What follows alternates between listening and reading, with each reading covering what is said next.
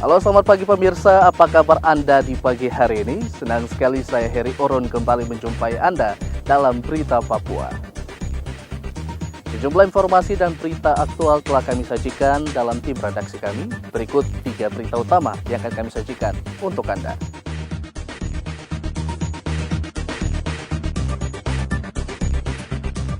"27 anggota kelompok kriminal bersenjata di Kabupaten Kepulauan Yapen kembali ke Negara Kesatuan Republik Indonesia." Jelang Natal, harga cabai dan tomat di Merauke mahal. Tekan harga sembako, Pemda Mimika menggelar operasi pasar.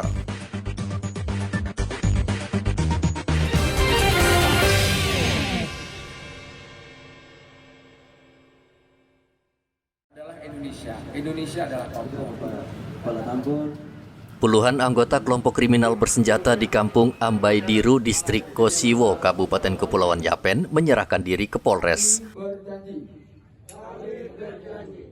Mereka berikrar untuk setia kepada Negara Kesatuan Republik Indonesia. Ikrar kesetiaan dilakukan dengan mencium bendera merah putih. Penyerahan diri ke-27 anggota KKB ini adalah hasil pendekatan polisi dan tentara melalui berbagai aktivitas, seperti bakti sosial, Binmas Noken, polisi Piajar, penyaluran bibit pertanian, perikanan, dan peternakan. Kapolres Kepulauan Yapen menyambut baik ke-27 anggota KKB yang kembali ke pangkuan NKRI dan siap membina mereka, termasuk memberikan pendidikan dan keterampilan agar bermanfaat saat bermasyarakat. Saya, mewakili Polres Kepulauan Yapen dan tentunya Pak Dandim dari Kodim 7409 menyambut baik, menerima secara terbuka, kemudian juga siap membina, mendampingi terus dari sisi wawasan kebangsaan yang nanti akan kita jadwalkan secara kontinu. Kemudian dari sisi pendampingan secara melatih keterampilan, mungkin larinya nanti kepada pekerjaan atau mata pencarian dari adik-adik semua, atau dari bapak-bapak semua. Hadir di tengah kita pemerintah daerah, saya sudah berbincang tadi, Pak Bupati punya komitmen yang tinggi untuk membantu semua saudara-saudara yang ada di sini. Sehingga kita berharap dalam waktu dekat, apalagi ini menyongsong di awal tahun 2022, wilayah Ambaidiru dan sekitarnya semua kampung yang berada di seputaran Gunung Impura akan mendapat atensi atau prioritas untuk kita lakukan pembangunan di sana. Tercatat sudah 32 orang anggota KKB yang kembali ke NKRI sepanjang tahun 2021. Pemerintah tetap mengupayakan pendekatan kemanusiaan, kendati teror yang dilakukan KKB sepanjang tahun 2021 sudah memakan banyak korban jiwa. Saat ini aktivitas pemerintahan dan masyarakat di Kampung Ambaidiru berjalan normal. Aparat meminta warga tidak khawatir karena TNI Polri akan selalu hadir memberikan jaminan keamanan. Hendra melaporkan dari Kepulauan Yapen, Papua.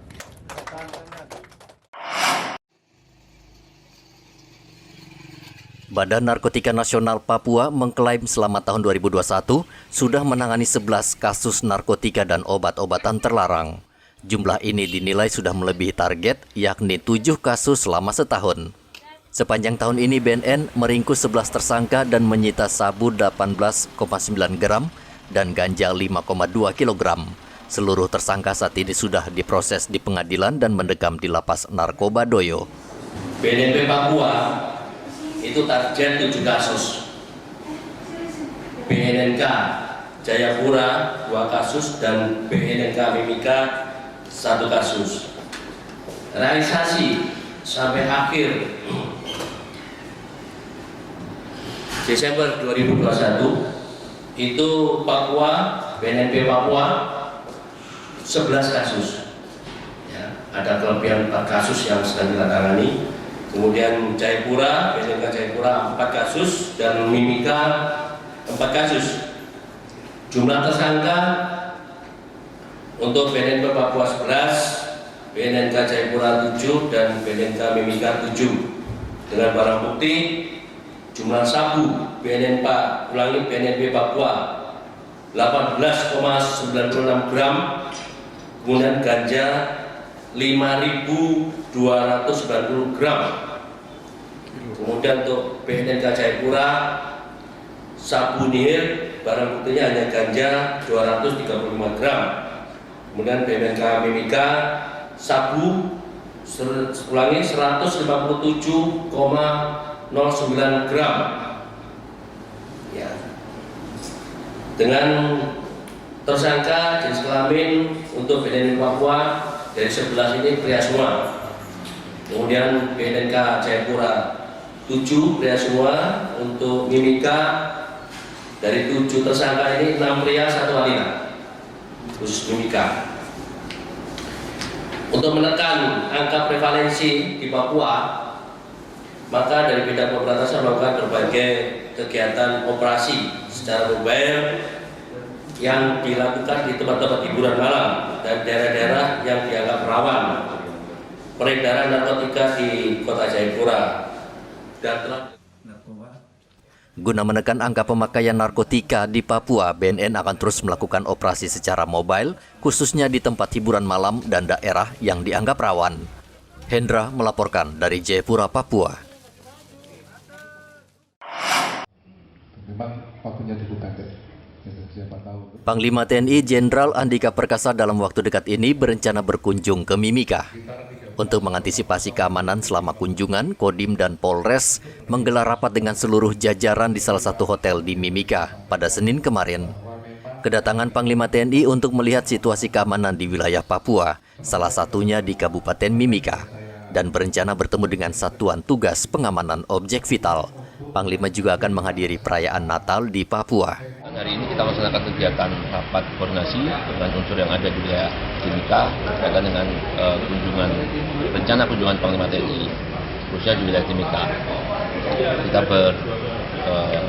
berkoordinasi dengan unsur-unsur yang ada. Kita siapkan ini kesempatan pertama ataupun beliau berkenan berkunjung di Timika. Kita kesiapkan secara umum. Mungkin hari ini kita bahas. Nantinya berencana beliau akan hadir tanggal 22 Rabu.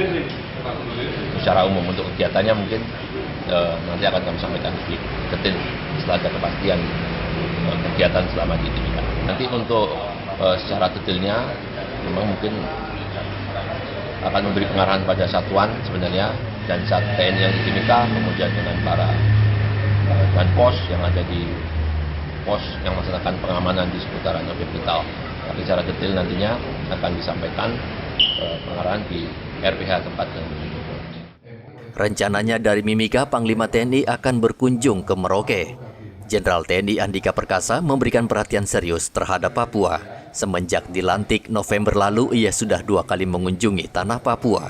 Dari Mimika, Papua, Igobat Momolin melaporkan.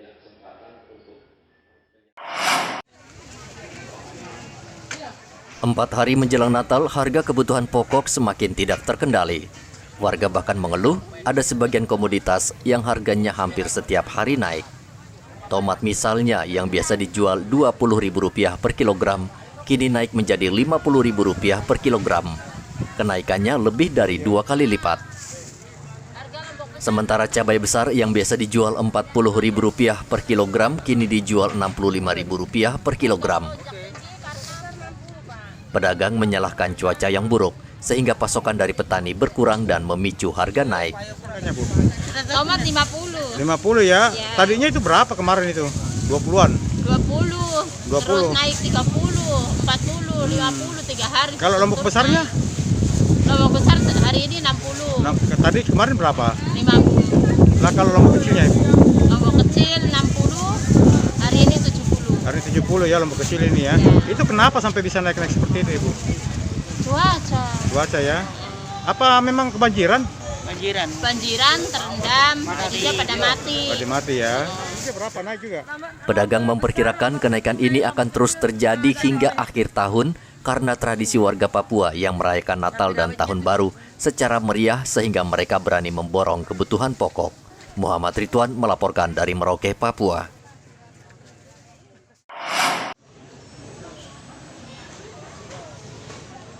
Volume penumpang pesawat yang tiba di Bandara Mopah, Merauke selama sepekan terakhir ini terus meningkat.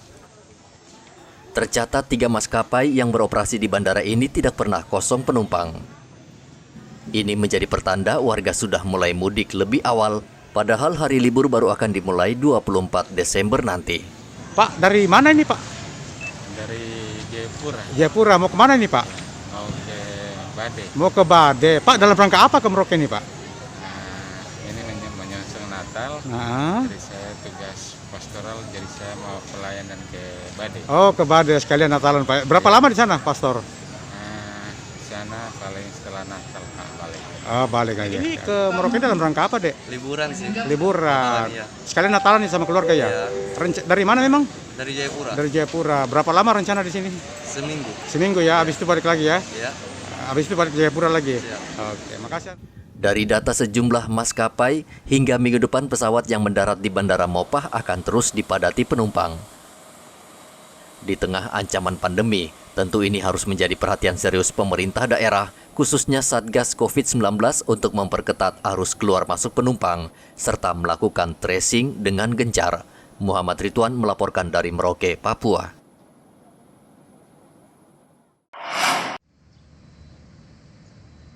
Bongkar muat di Pelabuhan Laut Yosudarso menjelang Natal terus bergeliat. Ini menunjukkan tren peningkatan perekonomian. Sebagian besar bongkar muat didominasi barang kebutuhan sehari-hari seperti gula, tepung, beras, dan minyak goreng. Wilson, manajer ekspedisi pengiriman barang, membenarkan tingginya bongkar muat di Pelabuhan Yosudarso karena menjelang Natal dan Tahun Baru banyak barang-barang yang masuk ke wilayah Merauke. Ini dari luar kota Merauke untuk sembako kebutuhan Natal seperti apa sekarang ini? Ya, untuk sementara masih lancar. Masih lancar. Iya. Tapi ada peningkatan enggak? Kalau untuk volume ada. Volumenya sampai berapa persen itu kenaikannya? Kalau persen saya kurang tahu. Ini kita di lapangan. Oh gitu. Kalau masalah itu. Tapi kalau untuk kapal-kapal yang masuk biasanya berapa kalau di hari normal? Kalau dalam 1 bulan bisa 4 kali. 4 kali. Iya. Tapi kalau sekarang ini sama juga? Sama-sama. Sama juga ya. Masih lancar. Tetapi untuk pekerjaan pengiriman tetap dikebut ya? Ya, kalau untuk pengiriman tetap lancar Mas. Untuk jalan Natal ini ya? Iya, untuk jelang Natal dan Tahun Baru. Tahun Baru ini ya. Rata-rata apa yang dikirim masuk ini, Mas? Kalau untuk komoditinya campur sih, Pak. Campur ya. Iya. Tapi rata-rata kebutuhan pokok ya? Ya, kebutuhan pokok. Berbeda dengan tahun lalu, perayaan Natal dan Tahun Baru tahun ini mendapat kelonggaran dari pemerintah. Warga diizinkan beraktivitas, namun tetap menerapkan protokol kesehatan. Pelonggaran ini tentu berkah tersendiri, namun warga harus tetap waspada karena ancaman varian baru Omikron tengah mengintai. Muhammad Ridwan melaporkan dari Merauke, Papua.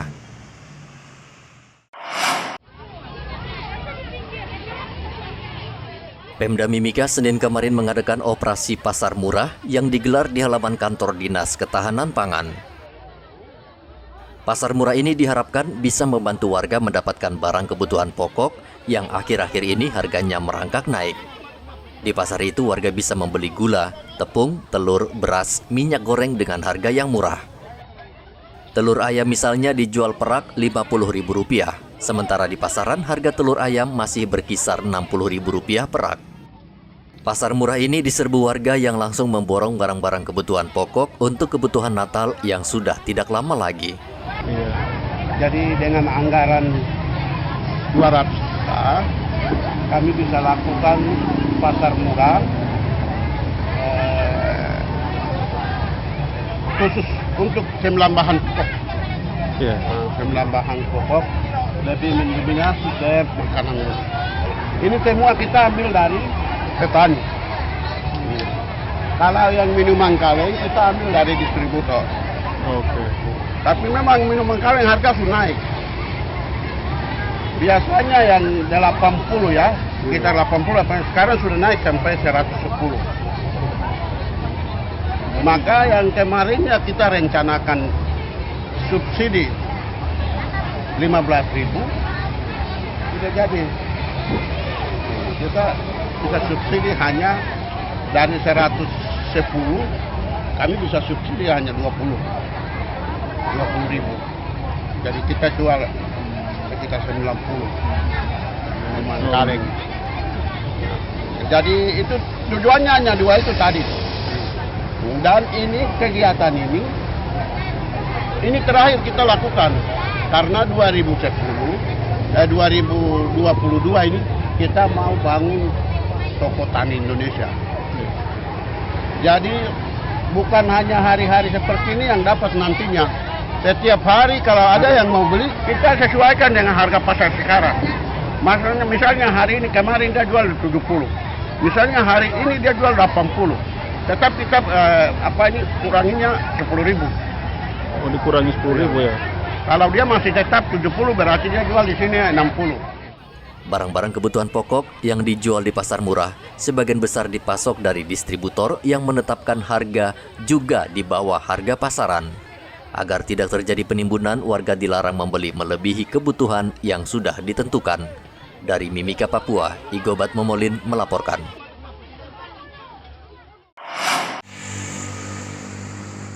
Sejumlah gereja di Merauke mulai mempersiapkan ibadah malam Natal. Salah satunya adalah Gereja Katedral yang saat ini sudah mempersiapkan ibadah misa malam Natal 24 Desember nanti. Persiapan di gereja difokuskan pada protokol kesehatan karena sesuai instruksi Satgas COVID-19, umat hanya diizinkan datang 50% dari kapasitas kursi. Jarak duduk juga diatur. Panitia juga menyiapkan layanan video daring sehingga umat yang tak bisa hadir bisa beribadah dari rumah. Sementara lagi membenahi gereja ini ya? Ya, ini sementara dalam menyongsong Natal dan Tahun Baru, kami Dewan Paroki mempersiapkan semuanya untuk persiapan Natal, mulai dari teror, pembersihan gedung gereja, dan juga terutama sarana untuk pelaksanaan protokoler kesehatan. Nah, untuk jumlah jemaat sendiri dalam gereja tetap masih dibatasi? Tetap kita mengikuti anjuran pemerintah bahwa 30% yang diminta 30% dari kuota yang untuk di gereja. Nah, untuk di rumah sendiri bagi jemaat mungkin yang tidak sempat datang, mungkin ada live streaming dari gereja? Ya, dari gereja selama pandemi, mulai dari awal pandemi sampai dengan sekarang ini, pihak gereja tetap membuat live streaming terutama untuk lansia dan bayi-bayi atau orang tua yang masih takut atau masih waspada dengan pandemi. Mereka bisa mengikuti kegiatan sembahyang yang dilaksanakan gereja melalui live streaming. Untuk ibadah Natal sendiri, mereka yang tidak di rumah akan dibagi berapa jadwal ibadah Natal, mungkin malam Natal dan hari Natal sendiri? Untuk pelaksanaan Natal selama pandemi, karena kuotanya dibatasi, maka kami pelaksanaan kegiatan sembahyang dibuat 4 kali. Yang sebelumnya tanpa pandemi biasanya cuma 3 kali, tapi untuk karena pandemi kami membuatnya 4 kali. Pengurus juga menghimbau anak dan lansia tidak datang ke gereja. Muhammad Ridwan melaporkan dari Merauke, Papua.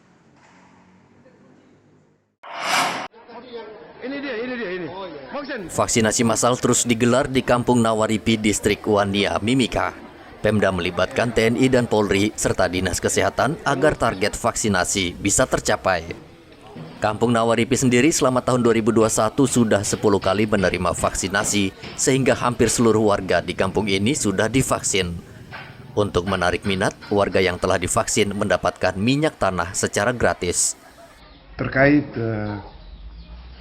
penanganan COVID di Kampung Nawaripi, kami pemerintah Kampung Nawaripi bekerja sama dengan pemerintah daerah, dalam hal ini Dinas Kesehatan Kabupaten Mimika, terus lewat Puskesmas Wania, TNI Polri melakukan vaksinasi massal di Kampung Nawaripi.